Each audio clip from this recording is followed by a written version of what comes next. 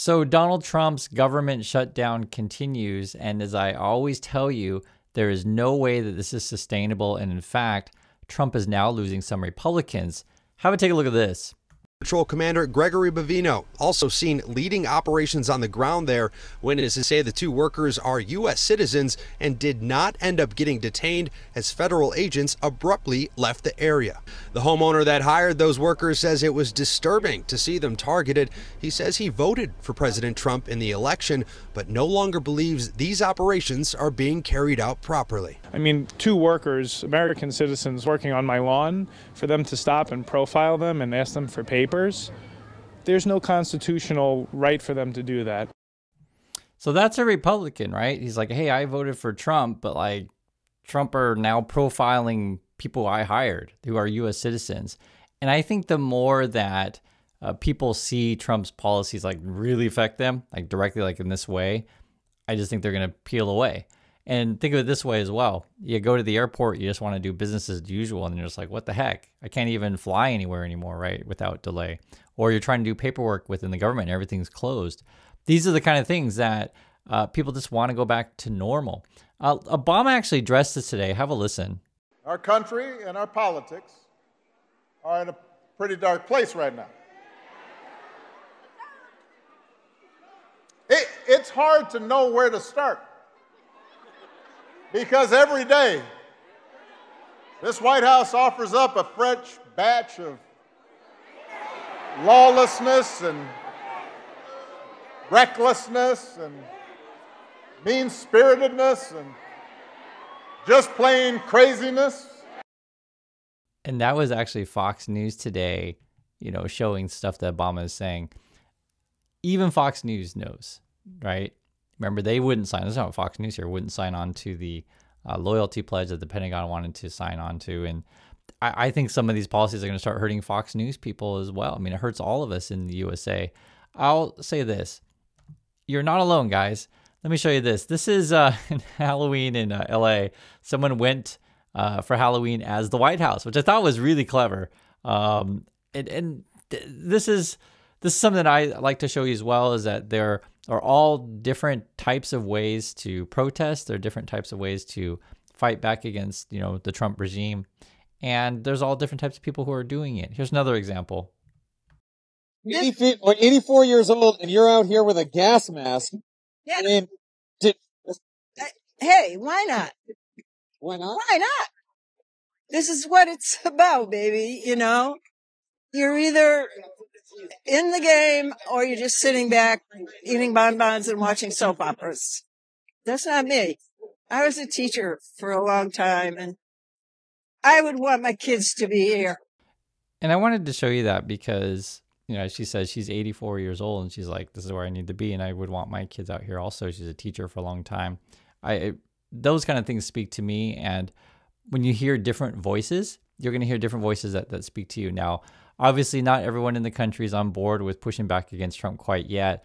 And this is sort of part of the things that we look at every day is like, who are these crazy people who defend Trump? Well, let's take a look at some of them. Let me just get to the premise of your question that both of you have raised. I think it's frankly ridiculous that anyone in this room would even suggest that President Trump is doing anything for his own benefit. He left a life of luxury and a life of running a very successful real estate empire for public service, not just once, but twice. And again, the American public reelected him back to this White House because they trust he acts in the best interest of our country and putting the American public first. This is a president who has actually lost money for being president of the United States. I don't remember these same type of questions being asked of my predecessor about a career politician who was clearly profiting off of this office. That is not what President Trump does, and this White House holds ourselves to the highest of ethical standards. All right, so she claims that they're holding themselves to the highest ethical standards and Trump isn't getting rich off being in the presidency, or his family's not. Now, here's the thing. When you just lie in public like this, you ruin your reputation forever. I think you guys know this, because Trump indeed is getting rich off of it. And listen to another view from a Republican talk about it. Today on the Trump family's crypto ventures. Based on the family's own financial disclosures, Reuters found the Trump organization's income from the first half of this year shot from $51 million to $864 million. About $800 million of that is from crypto.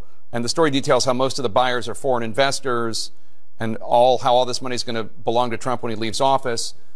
Is this something that you're going to look into at all? Well, it's something that we are, like you, reading about this. We're trying to digest it. The difference between the way the Trump family is operating and the Biden family is they're admitting they're doing this. The president campaigned as a business guy. I'm not defending the policy. I think there needs to be ethics reforms, and I had a bill that Jamie Raskin killed last session because he thought that Kamala Harris was going to win the presidency, but it would have increased the disclosure. So as long as you disclose your income and disclose the sources, I think that's acceptable. If you lie about the income, you say, I never received money from China, and then we subpoena your bank records and there's $5 million from China, I think that's a problem. And when you watch this stuff, it's like, I was asking my wife about, why do we sort of, how do we say, find this stuff so crazy? And the way Yeji described my wife, she's like, it's because we don't normally see people lie so obviously in real time, right? This idea that, well, corruption's okay as long as you disclose it. I mean, and because basically then he tries to go back to the Republican dude's like, oh, well, Biden this, Biden that, right? But in this situation, it's like literally Trump's family's like, hey, we're $800 million richer in this year from this, pump and dump crypto crap. He's like, oh, that's okay as long as you tell us about it. That's how low we've fallen, right? And I'd be curious for those of you watching around the world, would this fly in your country, right? I'd like to hear from viewers that aren't American. Could you imagine that your, president or prime minister's family got $800 million, in less than a year on crypto stuff? Would this be a major scandal or not? And in the USA, which is crazy, this is barely, on the news because there's so many scandals that Trump is doing. And when you look at sort of, I try to go through everything that I can, things that are just happening. This is just right now. Federal agents arrest 3 U.S. citizens after crash during immigration operation in Evanston. So this would be in Chicago. Okay, what's going on with this? And you're going to see the ICE tactics. Across Evanston coming together today to voice their frustrations with federal immigration operations in Chicago. This was the scene at Asbury and Oakton early Friday afternoon, just a couple blocks from an elementary school. Witnesses say this started with a man and a woman in a red car following the federal agents' vehicle to alert residents of their presence. They say they watched agents allegedly slam on their brakes near the intersection, causing the driver of that red vehicle to rear-end them. This was terrifying. It was terrifying to our community members. It was terrifying to a student who happened to be in a car and witnessed it. It is not okay. Neighbors then watched as federal agents then pulled the man and woman out of their car. We've blurred their faces as we do not know if they've been charged. Members of a neighborhood watch patrol were quick to respond as they say one agent allegedly pulled a gun on one of the bystanders and threatened to pepper spray him. DHS late Friday night accusing people who watched this happen of being aggressive, saying in part, as agents tried to make a U-turn, the red car crashed into Border Patrol. A hostile crowd surrounded agents and their vehicle and began verbally abusing them and spitting on them. And I'm pretty sure this would be a very similar reaction in multiple cities, not just USA, around the world. Just think about this scenario. And ICE has been doing a lot of this kind of stuff. So then local neighborhoods have a watch program. They say, hey, ICE is coming, and especially around schools. And then just goes back to, there's just regular people out there who are all saying the same thing. Can't we just go back to normal? Can we just have some normalcy? Listen to Obama address this issue. He's deploying the National Guard in American cities, claiming to stop crime waves that don't actually exist. We've got masked ICE agents pulling up in unmarked vans and grabbing people, including U.S. citizens, off the streets on the suspicion that they don't look like real Americans. We've got an HHS secretary who opposes proven science and promotes quack medicine. A top White House aide who calls Democrats, the whole party, domestic extremists. We've got some poor labor economists who got fired for accurately reporting bad jobs numbers that the president didn't like. I mean, it's like every day is Halloween. Except it's all tricks and no treats. And I need to hear this stuff too. I need to hear it too. So when I do this every day with you guys and go over the news with you, I need to hear this kind of stuff too. And you just want to hear some normalcy. When you hear people talk normal again, you're just like, dang, it's been a long time, right? I'm sure you're feeling the same way. That's why we hang out together on the channel. I appreciate your comments all the time. I just want to hear some normalcy. I get inspired too by Obama. You just reminded, like, this is what a normal person sounds like, right? And going back to the Trumpy world, Trump is now, I guess, telling Omar that you need to go leave the country, go back to where you came from, that kind of stuff. Yes, it's the same Trumpy stuff. And I'll just be frank.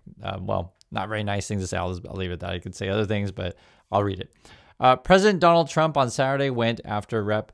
Ilhan Omar, so a Democrat from Minnesota, for her Somali heritage, urging her to leave the country in a social media post, reprising an attack he used several times throughout his time in office.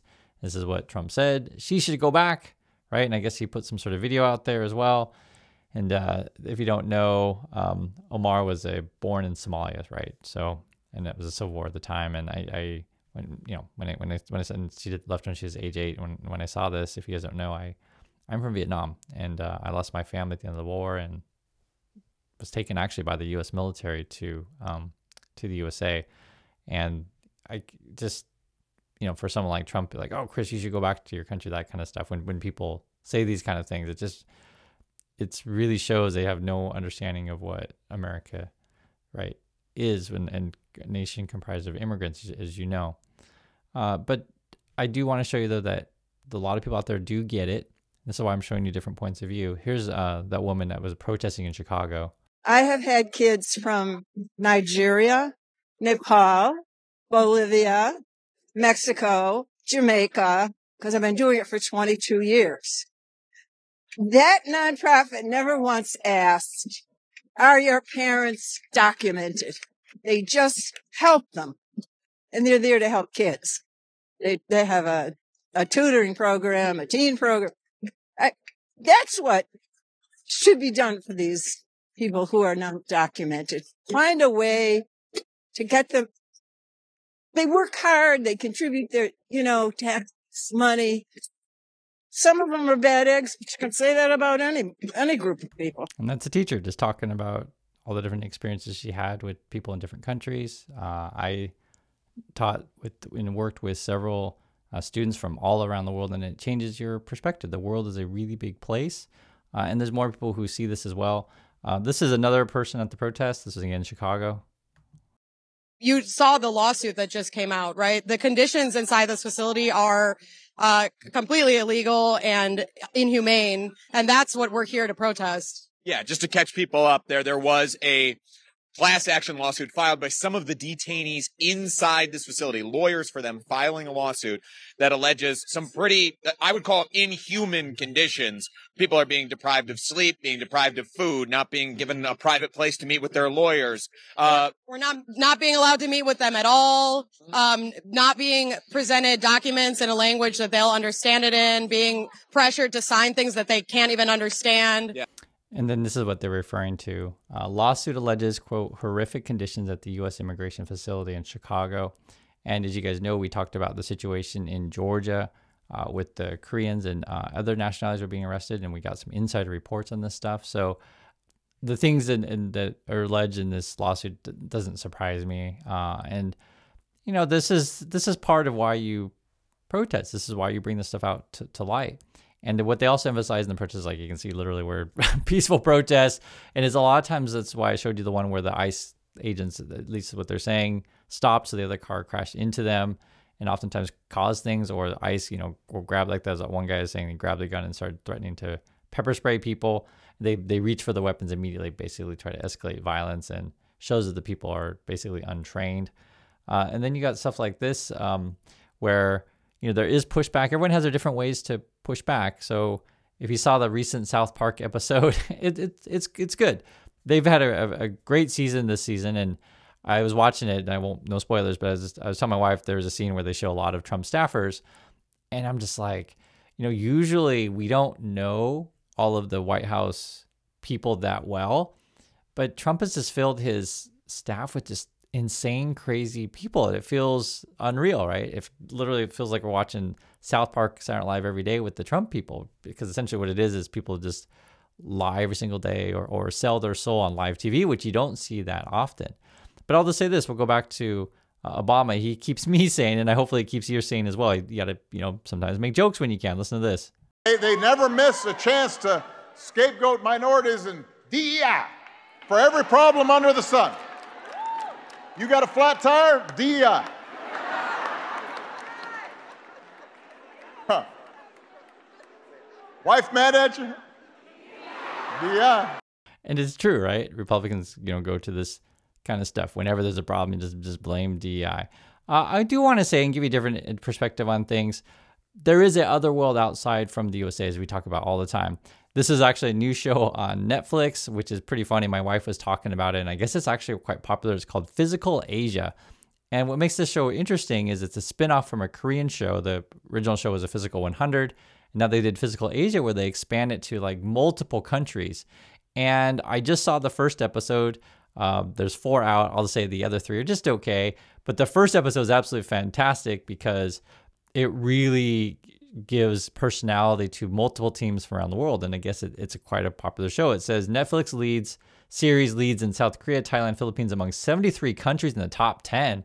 So I guess people watch this all over the place. I don't know if you guys are watching in USA, but they're watching it other places. It says, I'll read a bit. It says, as of the 31st, so just recently, Flix Patrol, a global OTT ranking aggregator, says the Physical 100 ranked 4th globally in the TV show category, okay? It topped charts in 9 countries: South Korea, Bahrain, Indonesia, Thailand, Turkey, UAE, Philippines, Qatar, and Hong Kong, right? So watching this everywhere. And then it's in the top 10 in 73 countries. And what they did was, what I think was brilliant, is they included multiple teams. I think there's 8 teams, I believe. It says the show is expected to gain further momentum as it coincides with APEC, which we've been talking about on the channel, right? Because the fact that there's a team right from Thailand, Philippines, Indonesia, Australia, Japan, and South Korea are all participating, and then they combine it right with sort of Korean style of shooting, show. And it's funny because for those of you who have never watched any Korean content, this might be one that interests you. And I'll just say this: episode 1 is absolutely fantastic. Why? Because they introduce all the people, and it's kind of a minor spoiler. I'll just say this: there can be Olympics class athletes from anywhere in the world. And it's funny because if you watch the American version of the Olympics, they literally just show you like a million, swimming events. So every time I watch it, like, okay, is there anything other than swimming? I don't need to see Michael Phelps win, 12 gold medals. In my opinion, there are too many swimming events. There's just too many. Let's get to different types of events. And the reason why Americans like to show you that is because, other countries do well in other types of events. And another thing that was really fascinating as well, because I don't watch this stuff, but I know it is a real thing. Stuff like, say, UFC or MMA, basically fighting type stuff. There's all kinds of fighting styles out there in the world, like all kinds. And, it's fun to see different countries have their different thing. As a minor spoiler, there was a guy out here on the show. I think he's from Turkey, and he's like really, really good at oil wrestling. I had no idea what the heck that was. And I think what makes the episode 1 so fun is the different teams from the various countries then start commenting on other teams and like, oh yeah, I know that guy, I know that person, or that person's a superstar, and then they all want to go meet each other. And it's just, I think and I enjoyed it. I didn't cry a little bit during the thing, because if you live in a world where you can accept there are lots of different types of people in the world, your world is so much more enriched, and you find that you can learn from each other. And the one thing that I've learned, say, be it sports competition or business or anything like that, is always respect your competition, always respect your, opponent, because if you, disrespect or downplay them, you're going to get beat pretty badly. If you guys understand this, right? Anyone who's been in business or sports, you know this is what I mean.